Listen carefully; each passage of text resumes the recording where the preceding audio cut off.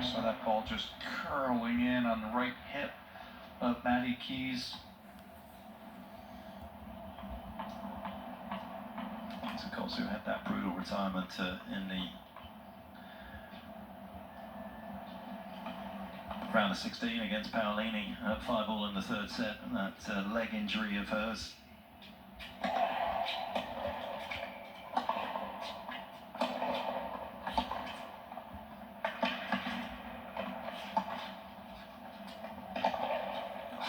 Just great job from Madison, opened the court up with a big cross-court forehand. And again, the chip approach right here, terrific depth.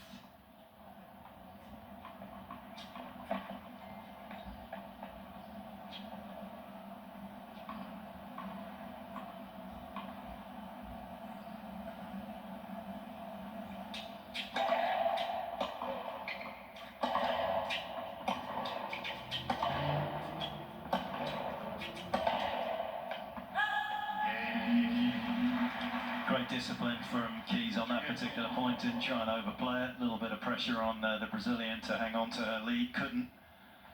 And we're at 2 apiece. Leg injury once again coming to the fore against Peyton Stearns in Toronto in their match when Maddie had to retire 3-love down in the final set. So it had been a little bit of a bumpy summer for her heading into the US Open. Didn't end up playing Cincinnati. That was rough and so hard to watch at Wimbledon when she was playing so well, where that just totally disallowed her ability to keep playing. And always as an athlete, you just don't anything with that, anything but not being able to finish matches on your own terms.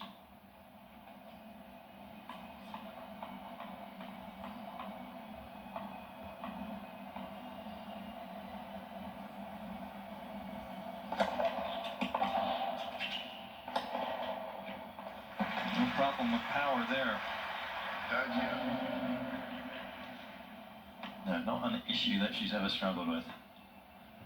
7th time she's hopped on a plane over to Beijing for Madison Keys, just the 2nd visit for Haddad Maia.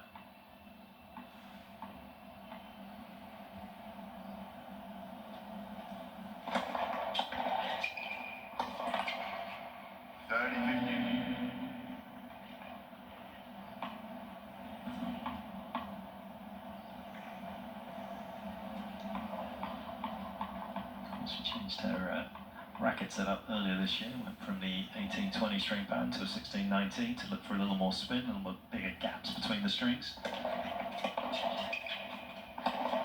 Reduced the swing weight, got rid of the gap, went full alley power, and she went full throttle there. Yep.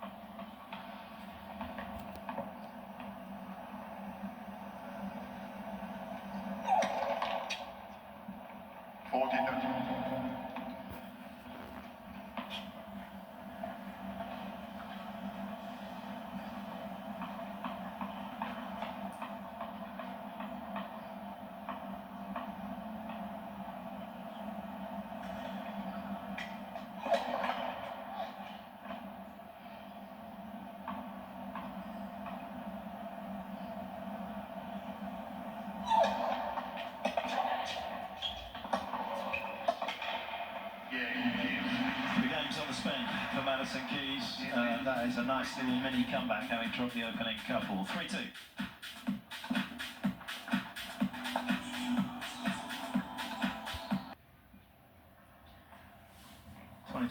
Big year for Haddad Maia in terms of her ranking. It was a year where she started outside the world's top 350.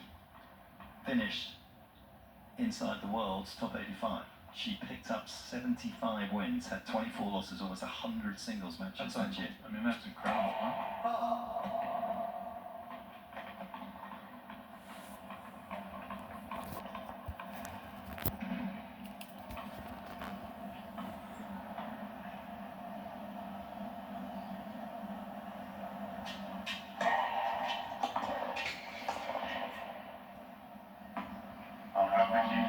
With the pace. Brazilian next year, carried on the momentum. Started the year pretty nicely in Monterrey, getting through to the semis there, but it was a couple of 125 titles, well, one title and one runner-up that vaulted her inside the world's top 50, but then on the grass courts of the UK, Nottingham picking up the title there, and in Birmingham before going down in the semis of Eastbourne. And then, of course, the big run through to the final of Toronto, losing to Simona Halep.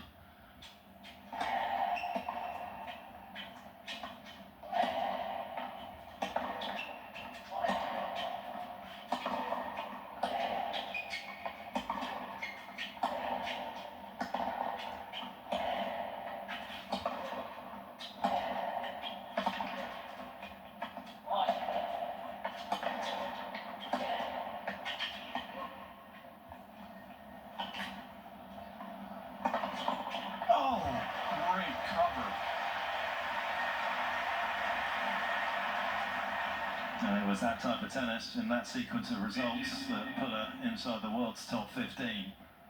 And as Paul says, didn't give up the line. It would have been easy just to have sat on that particular ball. Credit to her, managed her options brilliantly.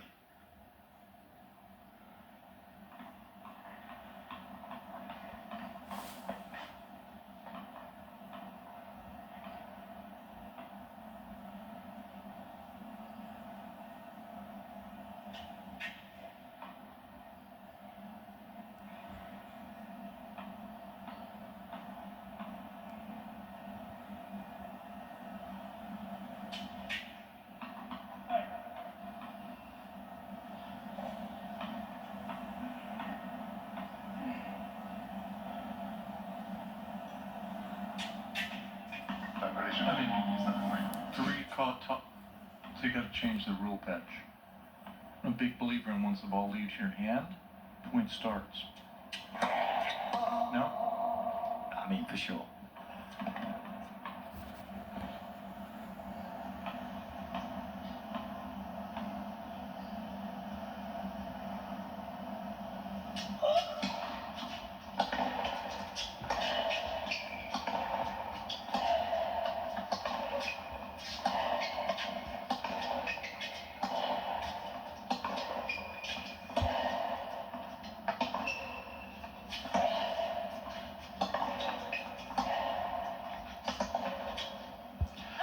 You know, everything's so binary in tennis, isn't it? You know, nobody wants to really change anything. I mean, everyone knows I die on the hill with the doubles net. I just don't understand why singles players don't throw up a bit more of a fuss that you can occasionally go around it and you lose the point. But it's either like you cancel, you know, the ball toss. You have to hit it if it comes out of the air. Why don't we just have, okay, you get one a set, one bad ball toss a set, and once you've used it, then you get punished straight away. I think everyone's so worried in tennis about getting punished straight away.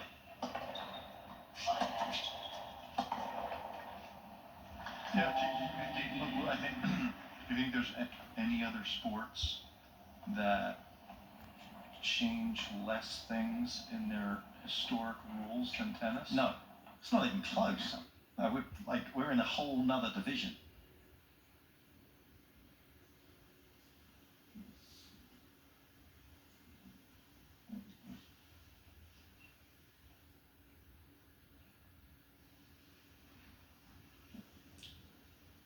How good are you on making ball noises, Paul? No, I think we got some issues. That's coming from the site, folks, and we've got our best people on it.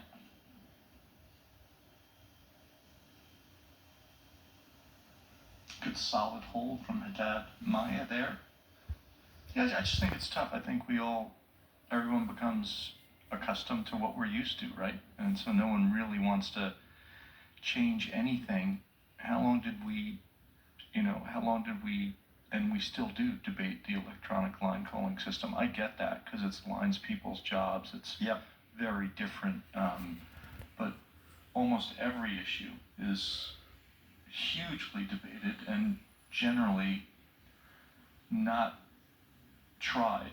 I give the tours credit. The ATP does try to do a couple different things here and there, and they've actually been using doubles, right, to match tiebreak in the third, trying to do some different things to speed things up, and that's great. That's great. It's we want people to want to watch.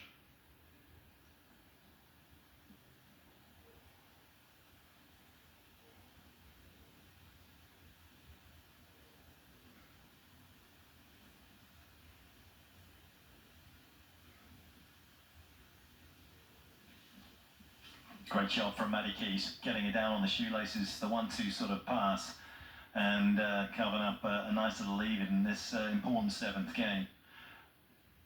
Yeah, the thing about tennis is as well, you have got so many tournaments at so many different levels where you could explore different things, where everyone seems to think that, oh no, you have to kind of have this uniformity that, from the futures, juniors, to the pros, it's all got to look like the same. It's like, no, just go and toss in a few little things down in the future, see whether it works out, see whether people like it, see if they don't, and refine it.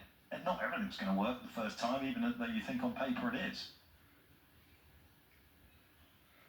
I think, again, like the shot clock, it ended up slowing the game down, but everyone sort of doesn't want to talk about it.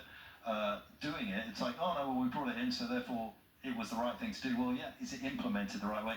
Okay, we're going to do 3 seconds afterwards. All of a sudden, oh, that's not easy, is it, on a court this size? Because if you're at the net, you're basically running. I don't know if you saw Carlos yesterday. He's now had to invent a whole new sign. He's had to go vamos with the hand over his face to get the ball kid to bring the towel, because he got done on the shot clock the other day. So, again, it's like, it seems like a good idea, but you're implementing it in just one place. As Maddie Keys hangs on to a serve, and hopefully we'll have some sound back.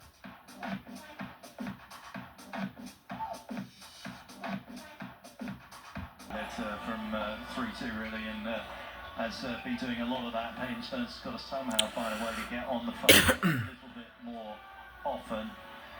As Kalinskaya has got that look that we've seen in the last 12 months on her face at the moment, that she believes that she can push through to the next round. Maddie Keys starting to motor quite nicely here. New balls in the hand for Haddad Maia.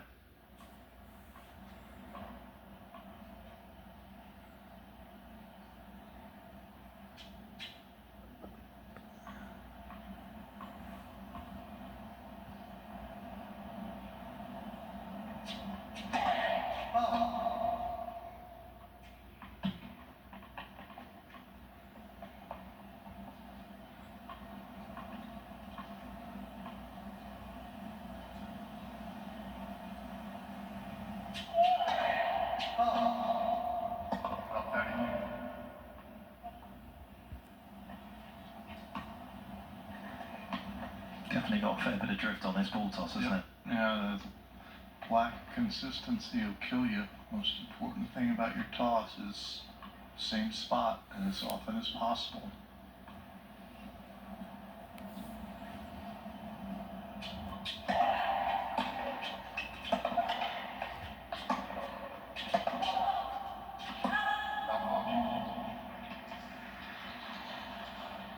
Found the right recipe here, Madison Keys, and it's good to see she's not having to play lights out tennis. Done a nice job. Bumpy start, down 2-0, no panic at all. Just working her way back in solidly.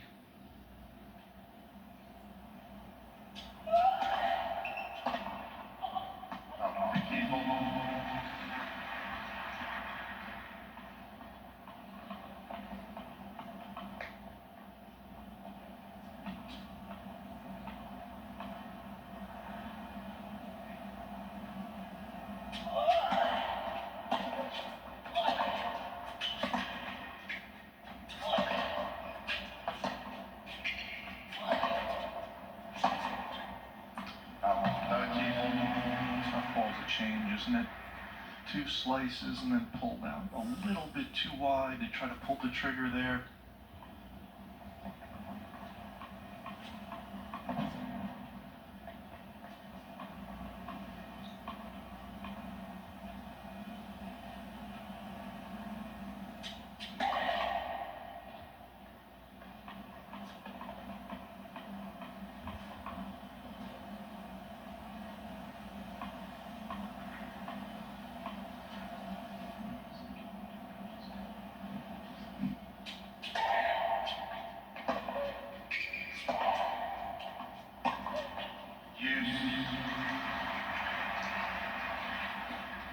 He's going to be a little disappointed with that string of points. Oh, that one especially, that last serve. Good opportunity to get on offense in that rally. Just a little too deep on the return position there. She was actually waiting for the ball to come to her. It was slightly further away and going down. Tough to get on top of the ball and be as aggressive as she was looking to be.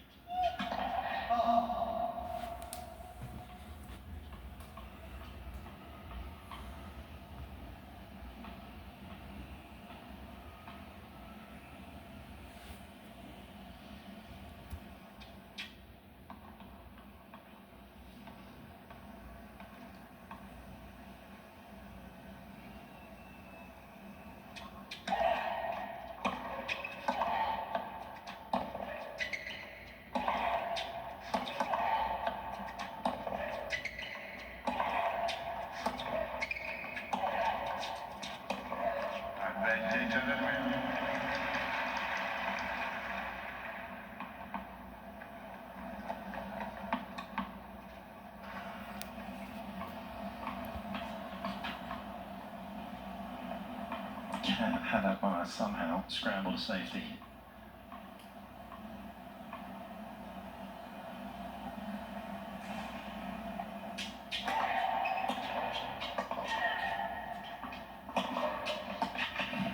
Boy. And then there's that. Madison Keys can just raise the temperature and velocity of her shots so easily. Kind of feel that Haddad Maia overthought that serve. She's been so successful swinging it out wide that she thought that she would try and perhaps just catch Keys napping. Devastating combination of shots there from the American.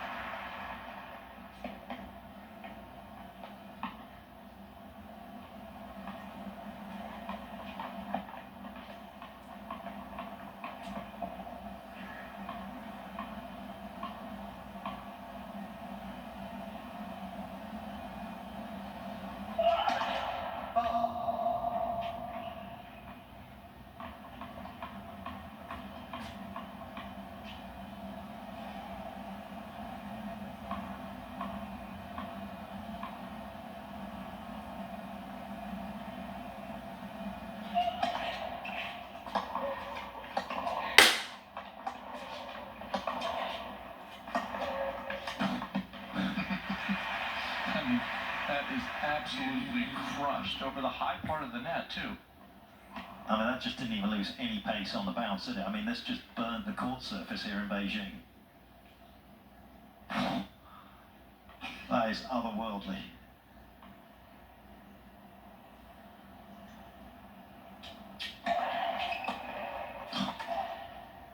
Found a groove on those last couple of forehands. Tell you what, I thought that was a decent body serve. Maddie just leaned a little bit to her left to create enough space, and that definitely caught the sweet spot.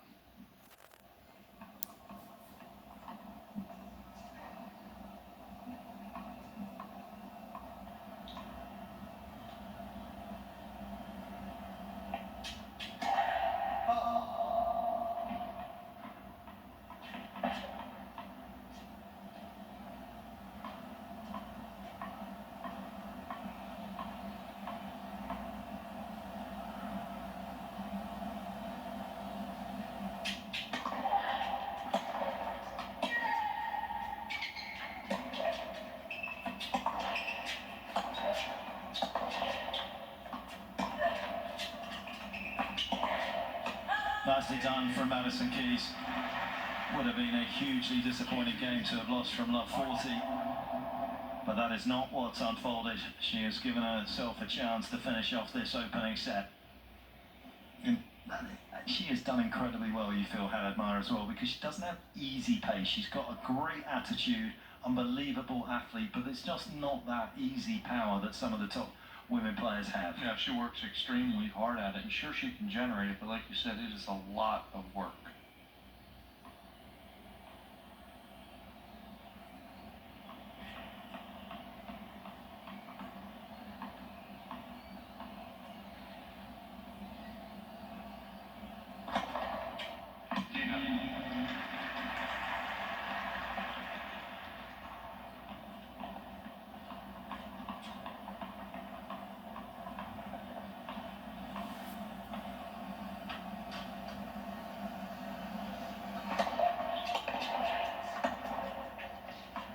That's what she does, plugs right back in. Last year it was inside the world's top 10.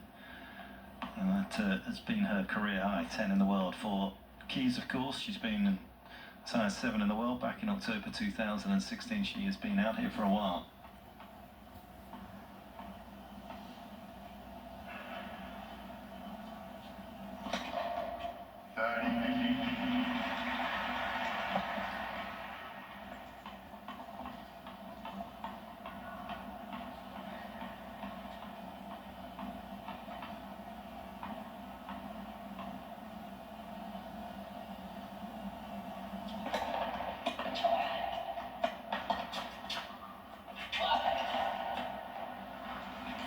A good example of just the effort that goes into the shot making for the 28-year-old. Trying to force it, can't find it.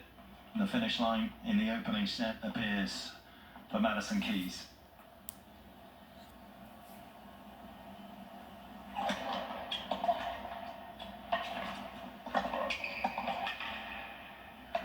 And that'll do very nicely. Picked up just a couple of points in the opening couple of games, did the American. But she has turned things around very emphatically. She takes it 6-3.